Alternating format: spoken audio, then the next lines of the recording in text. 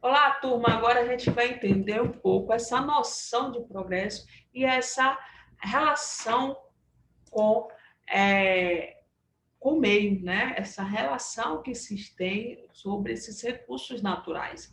Então, qual é essa relação que existe entre esse progresso e esses recursos naturais? Então, a noção de progresso do homem justificou várias práticas imperialistas, industrialização a qualquer preço, as ideias de superioridade do homem branco e da cultura ocidental. Então, valia tudo. Não existia nenhum tipo de preocupação com o meio, né? Não tinha essa preocupação até com o outro, né? Então existia uma ideia de superioridade que o homem branco existia em relação, né, à sua cultura ocidental aos demais. Então ele se considerava o centro do universo e o mais importante.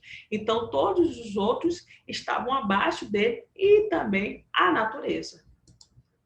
Então, essa nossa célula de progresso considera a natureza como uma fonte inesgotável de recurso, a qual ela pode ser transformada, usada pelo homem, na medida em que este desenvolver conhecimentos e técnica. Então, à medida que ele vai desenvolvendo o conhecimento e algumas técnicas, ele vai utilizando esse recurso sem se preocupar que esse recurso pode vir a acabar. Então, na concepção do progresso, não tem isso, né? Porque aquele recurso nunca vai acabar.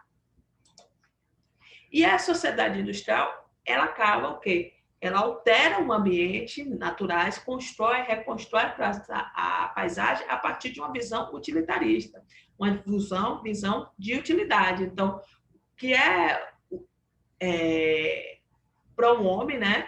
O que ele vai precisar. Então, o que ele vai utilizar? Então, ele vai transformar de acordo com aquela necessidade.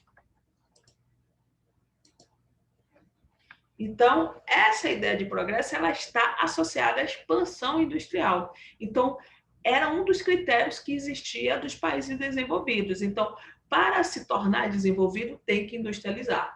Então, a maioria dos países eles buscaram de forma desenfreada o seu processo de industrialização, porque era como se fosse uma receita de bolo. Então, para o país se tornar desenvolvido, tem que se industrializar. Então, a industrialização passou a ser sinônimo de desenvolvimento. Então, só que isso acabava ocultando o uso indiscriminado e predatório da natureza. Isso era colocado para debaixo do pano. Então, a expansão da atividade industrial pelo mundo, ela foi acompanhada de inúmeros acidentes de grande impacto social e ambiental. Inúmeros, né? E eu quero deixar para vocês e quero que vocês comentem. Aqui no Brasil tiveram alguns impactos que estão relacionados com esse tipo de atividade. Eu quero que vocês depois citem o nome de algum.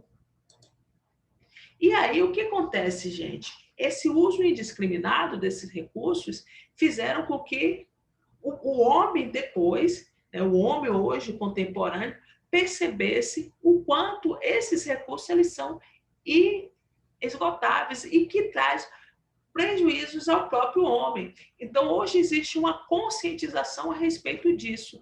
Então, é feito vários fóruns, debates, instituições nacionais, então, buscam utilizar esses recursos de forma sustentáveis. Então, há toda uma discussão sobre isso. E aí o que colocam, né? Algumas áreas que é os hotspots, né? Que são áreas de grande biodiversidade que estão ameaçadas, inclusive aqui no Brasil, a Amazônia, né? Então, elas são áreas, então por isso que a gente vê na televisão hoje muitos países que se importam com a Amazônia por conta do que a grande biodiversidade que ela tem e que ela está ameaçada.